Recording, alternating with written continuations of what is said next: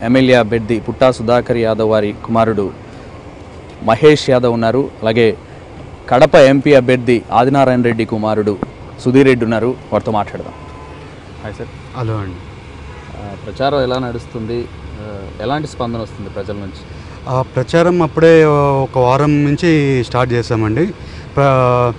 ఎప్పుడు లేనంత స్పందన జనాలలో చేసిన కార్యక్రమాలైనా కానివ్వండి అవన్నీ చూసి జనాలే మమ్మల్ని రోజు ప్రచారానికి పొద్దు నుంచి సాయంత్రం వరకు అల్పు లేకుండా తిప్పుతున్నారు. పొద్దు నుంచి ఈ 5 ఏళ్లలో ఈ మైదుకూరు నియోజకవర్గంలో ఎటువంటి అభివృద్ధి చేయగలిగారంటారు అధికార పార్టీ తరఫున?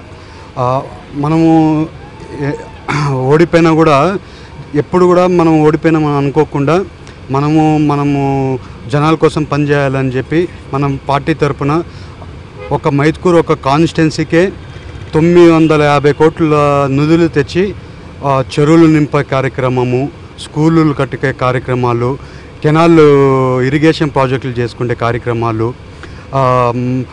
మన సీఎం రిలీఫ్ ఫండ్స్ అయినా కానివ్వండి,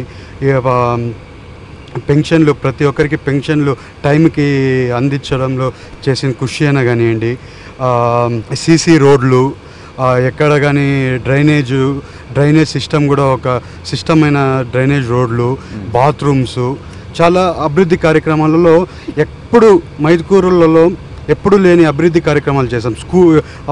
హాస్పిటళ్ళు 30 బెడ్ల హాస్పిటల్ నుంచి 100 బెడ్ల హాస్పిటల్, మళ్ళీ మున్సిపాలిటీకి ఒక్కటే ఒక 160 కోట్లు ఎప్పుడు కొని 20-30 కోట్లు పెట్టే మున్సిపల్ మైదుకూరులో ఈసారి 160 కోట్లు పై చిలుక ఖర్చు పెట్టడం జరిగింది. అంటే మీరు చేసిన ఈ అభివృద్ధి కార్యక్రమాలన్నింటినీ ప్రజల్లోకి తీసుకెళ్ళగలిగారంటారా? అంటే ప్రజలకు తెలుసు అంటారా? తెలుసు. ఇప్పుడు ప్రజలే మేము క్యాంపెయినింగ్లో అందరూ మేము పోయినసారి క్యాంపెయినింగ్ అప్పుడు ఈసారి క్యాంపెయినింగ్ అప్పుడు డిఫరెన్స్ ఏంటంటే మేము పోయినసారి కొత్త వాళ్ళు మీరు కొత్త కదా మీరు ఏం చేయగలుగుతారు ఏందని మాట్లాడేటోళ్ళు. మేము క్యాంపెయినింగ్ వెళ్ళేటప్పుడు లాస్ట్ టైం నీళ్ళు లేవు, ఈ ప్రాబ్లం అన్నీ చాలా ప్రాబ్లం చెప్పేటోళ్ళు అప్పుడు.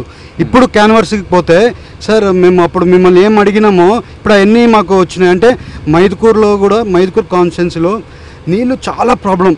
ఎంత ప్రాబ్లం అంటే చెరువులు ఎప్పుడు కానీ నిండలే. 5-10 ఏళ్ళు చెరువులలో ఎప్పుడు కానీ నీళ్ళు లేవు. మేమేం ఆలోచించామంటే చెరువులలో నీళ్లు నింపితే అండర్ గ్రౌండ్ వాటర్ పెరిగి బోర్లలో నీళ్ళు వస్తే రైతులకి తాగడానికి నీళ్ళు కూడా బాగా సఫిషియెంట్గా ఉంటుందని చెప్పి ఎప్పుడు కూడా చెరువులు ఎండిపోకుండా అంటే నీళ్ళు పోయిన తక్షణ ఎండిపోయే దీంట్లో మళ్ళీ నీళ్లు రిలీజింగ్ చేసి ఎప్పుడు ట్యాంక్ ఫుల్గా ఉండే పర్మనెంట్ జీవో తీసుకొని వచ్చాం. అది మైదుకూరు ప్రజల్లో చాలా హ్యాపీ ఫీల్ అయ్యే ఒక కార్యక్రమం. ఇవాళ కూడా ఏదైనా పల్లెల్లోకి వెళ్తే ఇది మేజర్గా వాళ్ళు సార్ మీరు చెరువులలో నీళ్ళు నింపే కార్యక్రమం మంచి కార్యక్రమం చేశారు సార్ అని దీంట్లో మాట్లాడుతున్నారు. అంటే లాస్ట్ టైం ఎలక్షన్కి క్యాంపెయినింగ్కి ఈసారి క్యాంపెయినింగ్కి డిఫరెన్షియేషన్. ప్రభుత్వ పథకాలన్నీ పార్టీలకు అతీతంగా లబ్ధిదారులందరికీ అందాయనుకుంటున్నారా ఈ నియోజకవర్గంలో? అందరికీ అండి, ఇంక్లూడింగ్ వైఎస్ఆర్సీపీ పార్టీ కార్యకర్తలకు కూడా ప్రతి ఒక్కరు డిఫరెన్షియేషన్ లేదు. అందరూ మనోళ్ళే. అందరూ మన మైదుకూరు ప్రజలంటే వైఎస్ఆర్సీపీ అని లేదు, టీడీపీ అని లేదు, అందరూ మనోళ్ళే. అందరికీ కూడా అన్ని కార్యక్రమాలు అందాయండి. అంటే ఆంధ్రప్రదేశ్ రాష్ట్రం విడిపోయిన తర్వాత కొత్తగా ఏర్పడిన తర్వాత నిరుద్యోగ సమస్య తీరిందంటారా? ఇక్కడ ఎంతమందికి కుదిరితే అంతమంది వరకు ఉద్యోగాలు సాటిస్ఫాక్షన్గా చేసామని అనుకుంటున్నాం. ఇంకా చేయాల్సింది చాలా ఉంది. అది ఇంకా రాబోయే రోజుల్లో ఇంకా చాలా సఫిషియెంట్గా చేస్తాం. అలాగే డ్వాక్రా మహిళలకు పసుపు కుంకుమ పథకం కానివ్వచ్చు, అలాగే వృద్ధులకు పెన్షన్ కానివ్వచ్చు, వీళ్ళందరి ఓట్ బ్యాంకింగ్ ఈసారి టీడీపీకి పెరుగుతుంది అనుకోవచ్చు.